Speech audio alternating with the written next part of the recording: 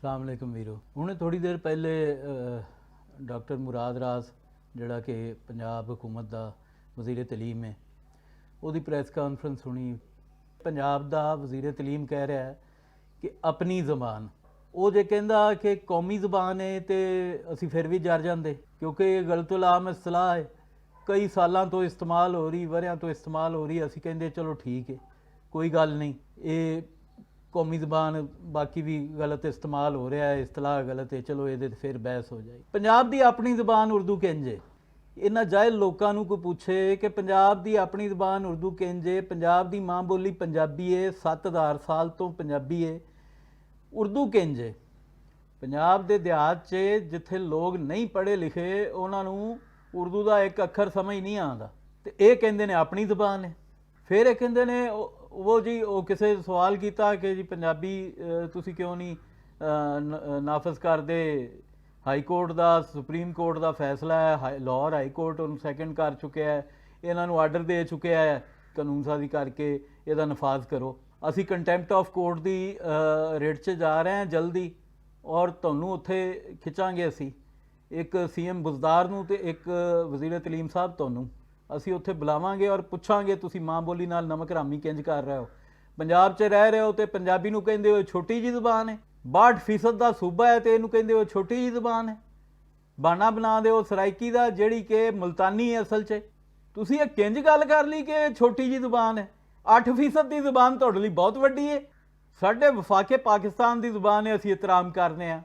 साडी तुसी गलत इस्तलाह वरत लेंदे हो, असी चुप कर जाने, कौमी ज़बान की असी चुप कर जाने, कहने कि चल गलत लाम बने, हालांकि गलत टर्म है। फेडरेशन की ज़बान है उर्दू, अपनी ज़बान कित्थों हो गई? अपनी तू पंजाब का मिनिस्टर है, वज़ीर तलीम है, अपनी कित्थों हो गई तेरी? पता करो जाके। वड्डे 2-3 नस्लों च प्यो दादे पड़दादे उर्दू बोलते सन कि पंजाबी बोलते सन। अपनी ज़ुबान अखीर हो गई है, इस पंजाब असैंबली ने कर दी। ਜਿਹੜਾ भी इत्थों उठता है वह मिट्टी का नमक हराम ही उठता है। पंजाबी साडी माँ बोली है, जे तुसी एहतराम नहीं करोगे तो सानू कराउणा आंदा है, असी करावांगे हुण तुहाडे कोलों एहतराम। तुसी पंजाब नूं पुलिस वालियां दी लैबारटरी बना लिया, सिंध च सिंधी मैट्रिक तक पढ़ाई जा रही है। तुसी इत्थे नवे नवा तजर्बा भी की। पंजाब के स्कूलों च 70 साल तो पहले ही ये तजर्बा हो रहा है कि पंजाबी नूं किसी तरह उर्दूआइज कर दीए। वो गरीब गुलाबी उर्दू बोलते आपकी बेइज्जती करवाते रहते हैं सारे जान कोलों, कुल आलम कोलों। साडियां मावां भैणां धीआं इस चक्कर च बेइज्जती करा तुसी उन्होंने एहसासे कमतरी, अपनी माँ बोली नूं एहसासे कमतरी बना दिता है। सैल्फ पिटी दे मारे बायसे शर्म लोको, कुछ शर्म करो। तुसी इस मिट्टी नाल की कर रहे? तुसी डिजर्व नहीं करते पंजाब की हुकूमत, पंजाब की पग तुसी डिजर्व नहीं करते, तुसी अहल नहीं हो पंजाब की पग दे। उर्दू असी एहतराम करते हैं, ठीक है, फेडरेशन की ज़ुबान है। जना साहब ने इनू कौमी ज़ुबान कभी नहीं आख्या, उन्हें लिंगुआ फ्रैंका आख्या सी, असी चलो मान लिया लिंगुआ फ्रैंका के तौर पर असी इनू एहतराम करते हैं। लेकिन उर्दू नाल तुसी साडी माँ बोली मारनी चाहते? कमाल हो गई यार, कुछ तो शर्म करो। तुहाडे नाल सिंध है, उत्थे मैट्रिक तक सिंधी है, उत्थे डोमिसाइल सिंधी है, उत्थे शनाख्ती कार्ड सिंधी है, उत्थे सड़कों के बोर्ड सिंधी ने। इत्थे तुसी पंजाबी दी एक बोली मुल्तानी दे नां ते एक लहदा जुबान घड़ ली पहले, फिर वो डिपार्टमेंट भी खोल रहे हो, वो 3-3 4-4 चैनल भी चला रहे हो, और उन्होंने पंजाबी के मुकाबले च लिया के खड़ा कर रहे हो। मैनू अज तू दस दे अपनी डॉक्टरेट की डिग्री की बुनियाद पर कि पंजाबी अलहदा पंजाबी जुबान केड़ी है। मैं माझी बोलना पिया, ये पंजाबी की एक मारूफ बोली है।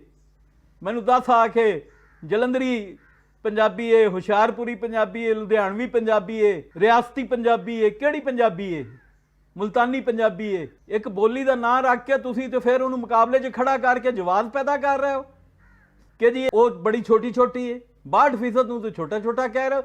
मतलब 7000 किलोमीटर दूर की जुबान नूं जेदा इस ना इस धरती नाल ताल्लक है ना इस कौम नाल ताल्लक है, वो अपनी जुबान हो गई, तो मेरी माँ बोली जिहड़ी वो बेगानी जुबान हो गई तुहाडे लोकां लई। शर्म नाल डुब मरन दा मुकाम है तुहाडे लोकां लई। इंशाअल्लाह असीं आ रहे हैं और तुहाडे जिहे लोकां नूं असीं असैंबलियां 'ਚ दोबारा नहीं आण देंगे। रब राखा।